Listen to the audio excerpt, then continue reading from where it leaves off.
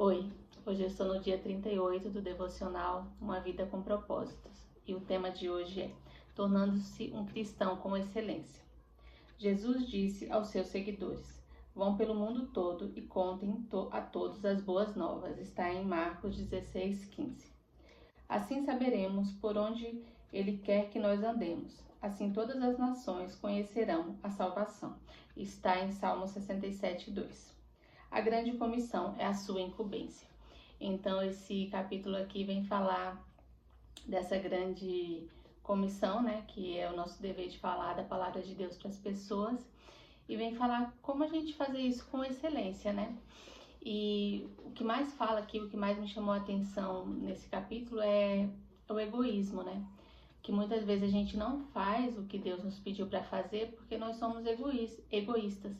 Nós nos preocupamos só com nós mesmos, nós sabemos que somos salvos e isso basta, né? Então, assim, nós ficamos no nosso mundinho, no nosso conforto, talvez assim, frequentando a igreja, mas não estamos preocupados em fazer aquilo que Deus nos pediu. Então, aqui fala assim do cristão com excelência, aquele que faz o que Deus pede e que se preocupa mais com os outros do que com ele mesmo. E o cristão relapso é aquele que se acomodou, né? Aquele que tem a salvação, mas que não quer levar ninguém mais para o céu. É mais ou menos isso que o capítulo vem falar. Então ele traz alguns exemplos aqui, né, de como a gente ser um cristão com excelência, o que a gente tem que fazer para que a gente se concentre mais nas coisas de Deus e não na nossa própria vida, né? Então eu vou trazer aqui alguns tópicos, né, que fala assim, ó, como pensar como um cristão com excelência.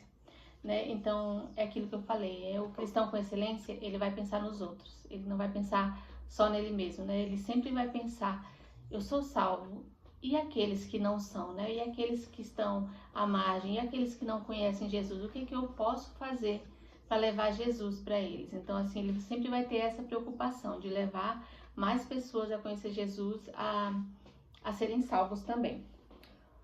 Deixe de raciocinar de forma restrita e raciocine de forma global. É um ponto aqui também que fala que a gente não tem que se preocupar apenas com o que está à nossa volta, né? Com o nosso mundinho. É claro que é muito importante e é necessário. Tem coisas que só a gente vai poder fazer, assim como eu falei em capítulos anteriores. Pessoas que estão ao nosso lado, às vezes só nós vamos ter contato com elas. Mas o que eu posso fazer em nível global, né? Para trazer a palavra de Cristo para as pessoas. Hoje com a internet a gente tem esse acesso, né, de transmitir palavras, mensagens e chegar a qualquer lugar do mundo. Mas mesmo que a gente não se propõe a fazer isso, fazer mensagem, mas a gente pode orar, né? A oração tem muito poder, né? E Deus ouve a nossa oração, então é importante que nós possamos orar, não só pela nossa comunidade, pela nossa vida, pela nossa família, mas que a gente possa orar pelo mundo, pelas questões que estão acontecendo no mundo também. A gente vê hoje em dia tantas guerras, né? Tantas coisas acontecendo, tanta fome, sempre existiu. Mas assim, como cristãos, o que a gente pode fazer? Tem pessoas que vão, né, para esses lugares distantes, vão fazer a obra de Deus, né? Eu tenho até uma colega que vai, eu acho isso lindo, mas assim, e quem não pode ir? Faça a sua parte orando, né, intercedendo ou contribuindo de alguma forma financeiramente, que seja, ou se você não pode financeiramente, mas assim, ore e esteja sempre apresentando as questões do mundo para Deus. E deixa eu ver aqui. Substitua o pensamento imediatista pela perspectiva eterna. Então, isso é a gente parar de pensar só no mundo aqui, só na nossa vida, e pensar na eternidade, né? Isso que o livro vem falar, que a gente tem que sempre estar preocupado preocupado assim, né? A gente sempre tem que estar com os olhos voltados para a eternidade, né? Que a gente aqui na Terra é só uma passagem. A gente está de passagem, a gente tem uma missão a cumprir, tem coisas a fazer aqui, mas que nós não somos daqui. Então, assim, esse pensamento vai nos trazer esperança, talvez, em situações adversas que a gente enfrente, que a gente possa pensar que isso vai passar, que nós vamos para o céu, e até mesmo, como eu falei, do egoísmo, né?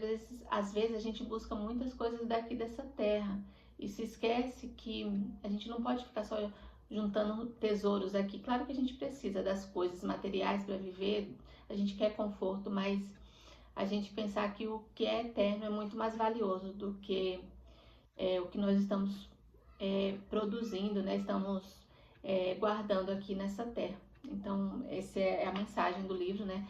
Um cristão com excelência, ele tem que ter essas características e buscar sempre olhar para o que Deus quer, não o que nós queremos, né? Mas assim, em qualquer situação que a gente estiver, a gente imaginar como Jesus agiria, o que Jesus gostaria que eu fizesse nessa situação.